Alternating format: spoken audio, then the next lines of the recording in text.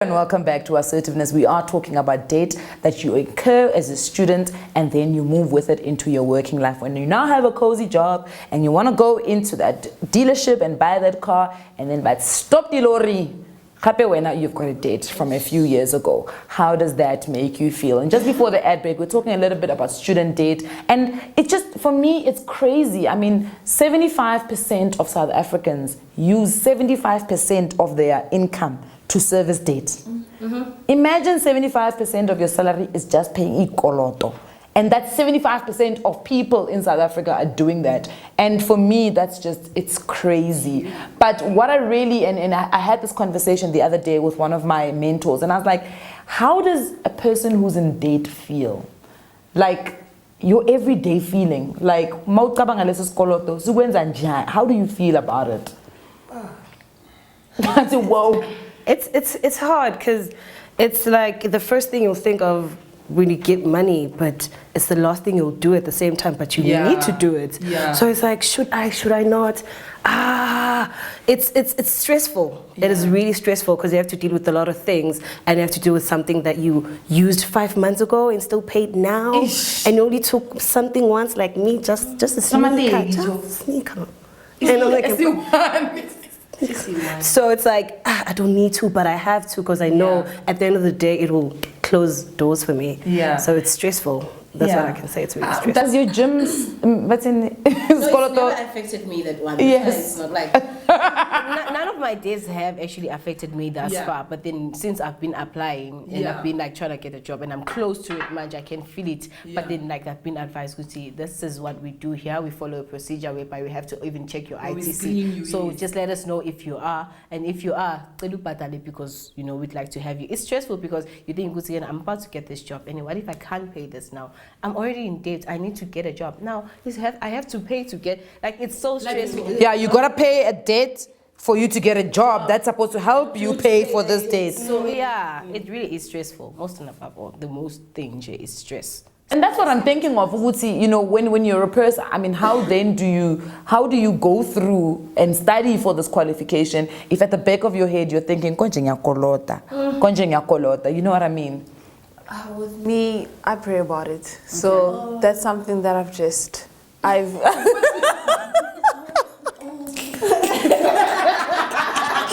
that response.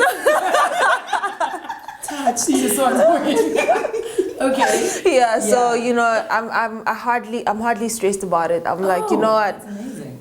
Okay, it will sort itself out in faith, you know, even though I'm working, but I'm just hoping for the best. Yeah, that's just my mindset behind it. Because I always tell people, like, this morning I woke up feeling troubled, and I can't imagine, and my biggest, I always feel troubled if there is like, if ngolo to muntu, or if like maybe I said I would do work and I didn't do it. So I always feel that way, but I know I don't owe anyone. So now for me, I mean, I remember the days when I was in debt. I mean, I had a credit card, Jeso. I don't know why. Yeah. And the thing is, the credit card they gave me, the limit was 5,000. And now you know 5,000 is not a lot of money. You know what I mean? No, you're paying 5,000, guys. 5,000. So I was paying, and then it started becoming heavy on me, and not because I couldn't afford it, but as you said, because I started prioritizing other things. You know what I mean? As a person, I must look nice, because now you can't go out into the world looking like it's got the just done you wrong. You know, so and that's the thing that I wanna discuss with our South Africans. I mean, and this is the problem, is that we grow up in families where our mothers now they're in debt, our parents are in debt, our families are in debt. You know, when money, as you said, when money comes in, it's not debt that they're trying to pay for. Your mother is avoiding private calls. You almost learn. Yeah. You know, I just want to answer your question. It's because we're not educated. You know what I mean? We come in an area where we're not from money, so we don't know how to handle money. Yeah. You know, and also 80% of South Africans, they can't afford. You know, that's why we take credit. That's why 80% of the time people take things in credit, because they can't afford cash. You know, they can't afford to pay things in cash. You know, so I think it's more beneficial to them, you know, to pay something on credit so that they can get what they want at that particular time, even though it's straining. Because, I mean, where are you going to get 10,000 to buy a couch or to, you know? Those are big purchases, and I hear what you're saying. Mara, December, Christmas. Oh, yeah. Umuntu uyabonasa. They usually get 10,000 rand every month. This month they're getting 20,000. But because you can't need buying power. You understand? Still it's your swipe on card. Which I always find good. Okay, maybe this thing, and as you said, it's a generational thing that we are carrying over the years. But when does it stop? And you pointed out something that is very, very profound and very important. It's the financial education, the financial literacy that we don't have, because I don't know if in your families you guys even discussed it.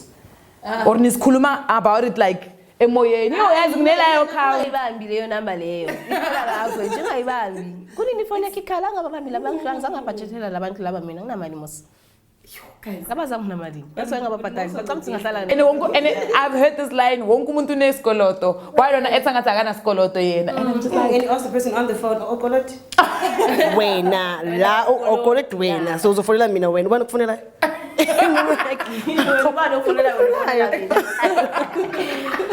it's bad. It's really, really bad.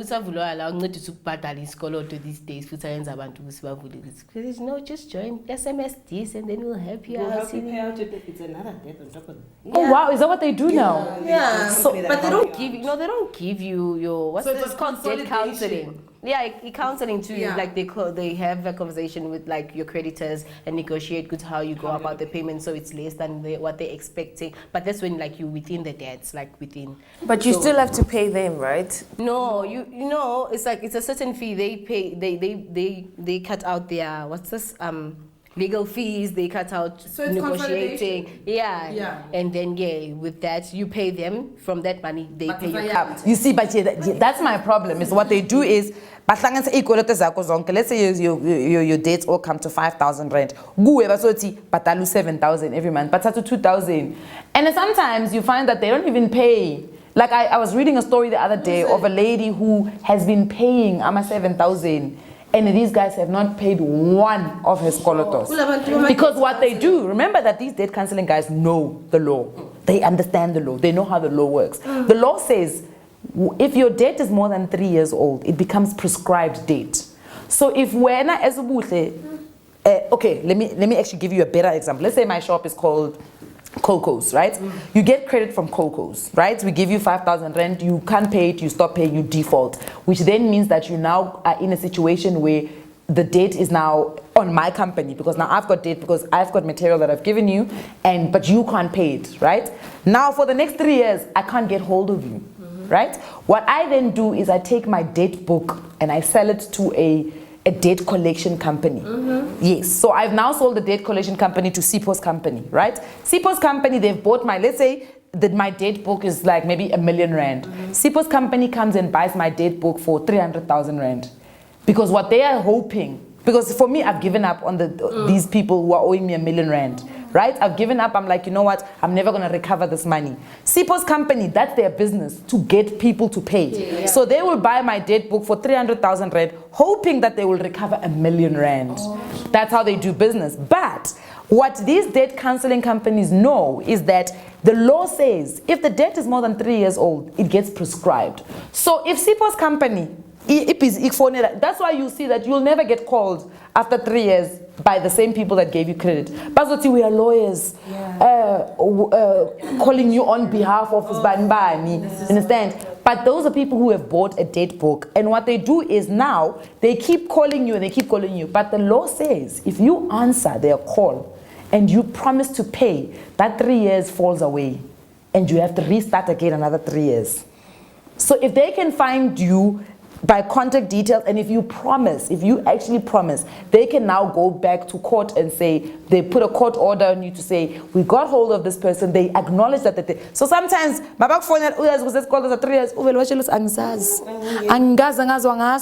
don't know those people, and that's how it falls away. And at the moment it becomes prescribed, then, which is another thing that I wanted to ask you guys, have you guys ever pulled your credit reports? No, guys. It's not stress. So you don't. It's getting on. But you need to, and that's the first step to getting out of debt is that you need to go and pull out your credit report, because it will tell you, it's almost like what's out there in the world about you. I need to uzofaka your ID number, but don't say all equality zakho zizophuma lapho. All the guys that have listed you will talk about, will have it there. And what's important that a lot of people don't know is that also it's all the people that, if you go out and try get a loan from a bank, so every time the bank makes a check on you on your credit, it gets put there. Yeah. She tried, and it's always a negative thing on you, because it's like, why is this person always looking for it dead? And I don't know if you guys have ever heard of Recently visited the devil, because .com counts every time that you go on them. So it's not like, I need to, with other things, it will be like, you've got this and this account, clothing account. Now no maguti utengeka 5, 10 is over that account. Each gym is over that gym. Every time you go on them, and this month, and this month, and this month. Yes. Oh, truly. Hi. Yo, I used to camp on. I've never taken out a loan, that's the thing. But Tell us what's the worst thing about chest pains. I think the worst thing about the fact that Mabailanda Yonki. Now, if it's the 20, it's not 26, 4, 5. Before you even And they don't ask you questions. Maubo like 5,000, and you said you're gonna pay 5,500. When it comes into your account, it's as if they can smell it. It just, literally, the moment it gets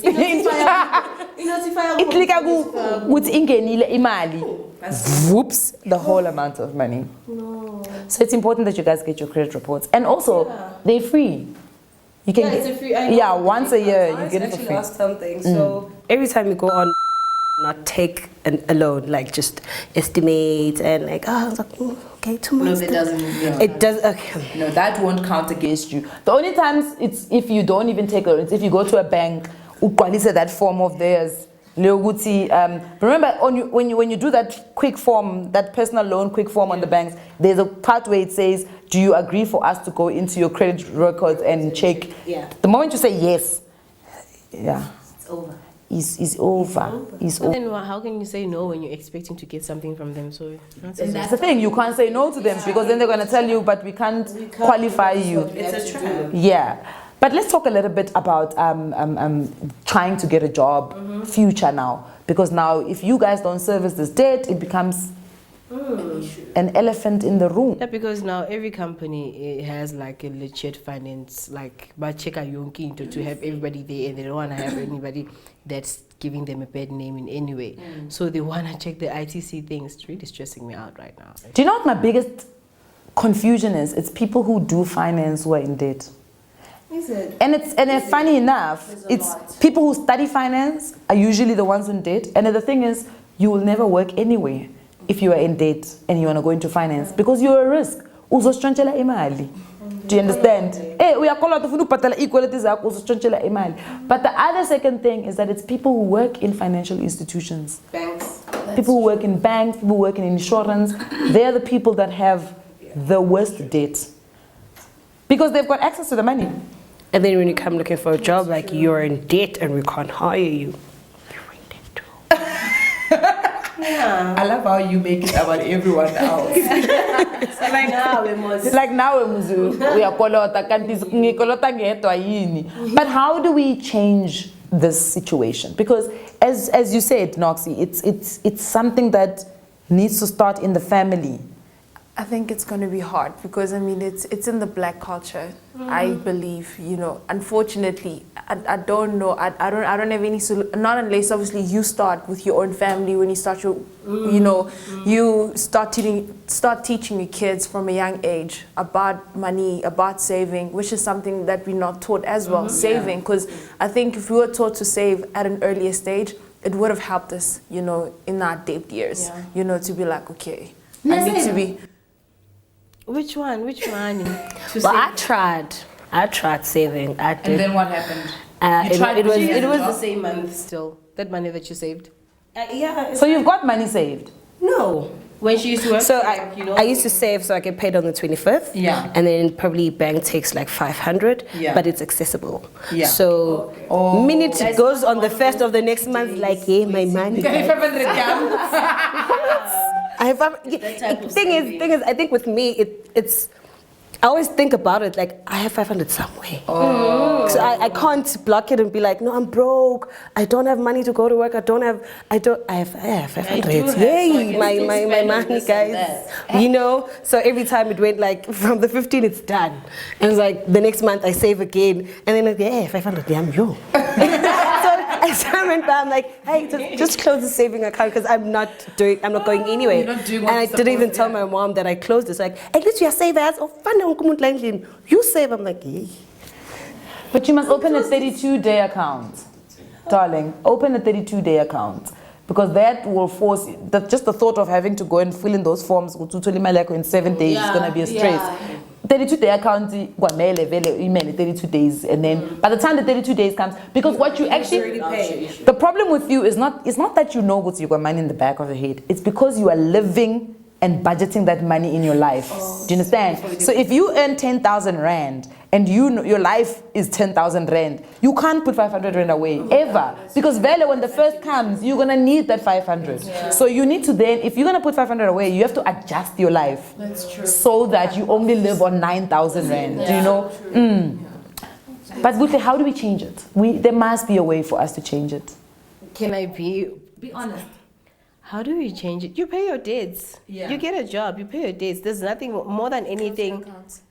Yeah, you close your accounts too. I think now my motion changing, my motives, to actually get a job is to pay off this, and it's just to close it because I don't even need it. I don't even wear clothes from there anyway. Yeah. Like I just need it for something else. Like it's just something that's what maybe why I didn't even pay it. It's not even for me. Yeah. You know, it's like.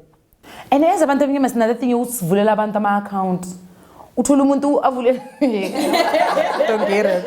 Like, we don't, and it comes back to that financial education. Black people have never been taught and understood what ITC is, what a credit report is, and what your credit life and your credit risk profile is. You only start to find these things out when you now go to a bank and credit,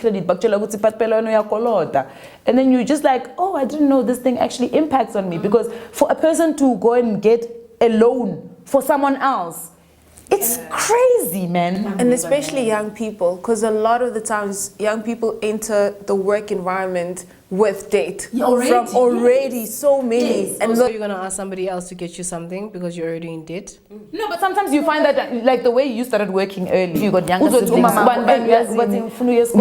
and when at least when you don't have a lot of equality, your name is so clean. We understand. And granted, black tax is alive and rife in the black community. But the reality is that we can't then let black tax put us in debt. You know, that whole thing when the clean, it's supposed to be clean, ma. Yeah. You know, it's not supposed to be a situation you've got at least two equality. Yeah. But then it also boils down to helping each other, man. Like you won't now let your sister not go into But I'm not getting debt for you. No. But trust you see, the debt card is so dangerous, because what happens if they are unable to pay? It's your money. It's like, I mean, it's your name. Cell phone. But some people don't even know that. You know, I'm a cell phone, iPhone, every month. The moment somebody says that to you, you must just look the other way and say, yes, in Nami, blacklisted. Yeah. Okay, just to wrap it up quickly, we've kind of come to the end of the show. What is your advice to young people right now who are thinking of getting a date or who have a date? How do they get out of it? What's the best thing? Okay, for me, my advice is do not open an account at all as a young person, especially if you know that even if you're getting $2,000, do not get an account until you get a sustainable job. Yeah. You know, it's just you're removing stress from your life. And then if you are in debt, I'd say work your way towards paying it off. Don't ignore it. I think that's what we do a lot of times. Just like, I'm just gonna look away, but don't. Can't wish it away. Yeah, you can't wish it away. Try your best to, even if it's that 100 rand, that 50 rand that you put in, at the end of the day, three years from now, your debt will be reduced if you just gradually work towards it. Yeah, that's my advice. For me, is live with your true self. Yeah. Like within your budget. If you know yourself, this is what I can afford. If I can't have it, I can't have it. Stop living other people are gonna like you because now you have this. Yeah, it's really bad. Like, cause now you're gonna have some pressure. My Instagram, there's snacks. You don't even need that. What are you gonna do? A picture and then what? Yeah. Am I likes? And then what? So just be yourself, pay what you can, and just go on with your life. Awesome. Sistuli? They kind of summed up everything. But just stay in your lane. And I think the worst thing is taking a loan or something you really need to please people, like pressure and stuff like that. So stop that, and paying at least 2 rand or 3 rand or 100 rand every month helps just to reduce and make sure your name is clear. Yeah. And be yourself, I think. And by the way, once you start paying, please stop taking more stuff at the shops. It doesn't help that we pay and then though it just doesn't make sense. The scary thing about debt is that it can really spiral out of control and it starts to control your life, and that's not something that you need. Please stay within your lane. Live within your means. And as we always say on assertiveness, if you are not assertive, really, you can't sit with us.